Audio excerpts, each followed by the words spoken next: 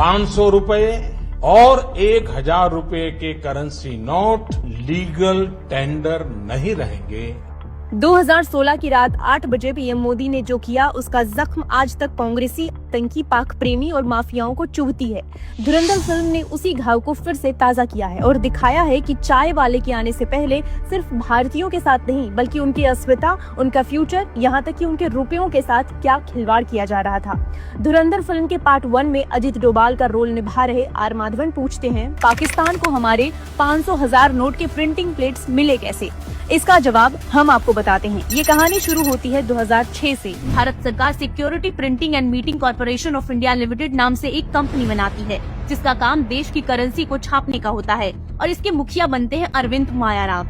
आरोप है कि अरविंद मायाराम नियमों को ताक पर रखकर इस कंपनी के सभी फैसले मनमाने तरीके से लिए। मायाराम ने ब्रिटिश कंपनी डेलारू को नोट छापने के लिए जरूरी कागज, धातुई धागा, इंटाग्रियो स्याही आदि की आपूर्ति का ठेका दिया। 2010 के आसपास इस कंपनी की पोल तब खुलती है जब चिदम्बरम और मायाराम दोनों की वित्त मंत्रालय से छुट्टी हो जाती है। कंपनी को घटिया क्वालिटी, नियमों के उल्लंघन और झूठे सर्टिफिकेट देने के कारण ब्लैकलिस्ट कर दिया जाता है। लेकिन 2012 में ही चिदम्बरम और मायाराम की फाइनेंस मिनिस्ट्री में वापसी होती है और तभी ब्लैकलिस्ट हुई कंपनी डेलारू को 3 साल का एक्सटेंशन दे देते हैं। अरविंद मायाराम के वित्त सचिव रहते हुए इस कंपनी को करेंसी में उपयोग किए जाने वाले कलरफुल धागा खरीदने का ऑर्डर दिया था। ये ऑर्डर लगभग 1688 करोड़ का था। ये खरीद 2012 में हुई थी जबकि कंपनी को तो 2011 में ही ब्लैकलिस्ट कर दिया गया था। आरोप है कि मायाराम ने सब कुछ जानते हुए भी ब्रिटिश कंपनी को अवैध रूप से 3 साल का एक्सटेंशन दिया। साथ ही ऑर्डर में टेंडर प्रोसेस भी नहीं अपनाई गई। 2014 में मोदी सरकार के आने के बाद डेलारू कंपनी का ये केस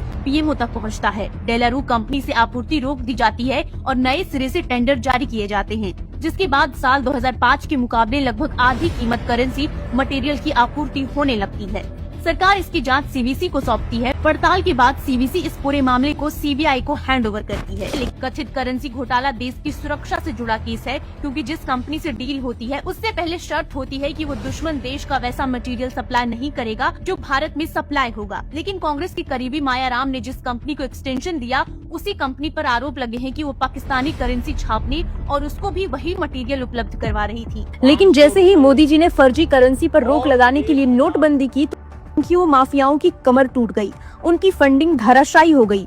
हैरानी की बात तो ये है कि जब नोटबंदी से और माफियाओं को नुकसान हुआ तो इसमें कांग्रेस को क्यों दर्द हुआ? और अब जब इस पर फिल्म बनी है तो भी कांग्रेस और उनके इकोसिस्टम को दर्द हो रहा है।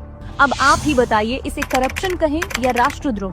तभी तो सब एक सुर में एक ही बात कहते हैं, जब से ये चाय वाला आया है तब से हमारा जीना मुश्किल हो गया है।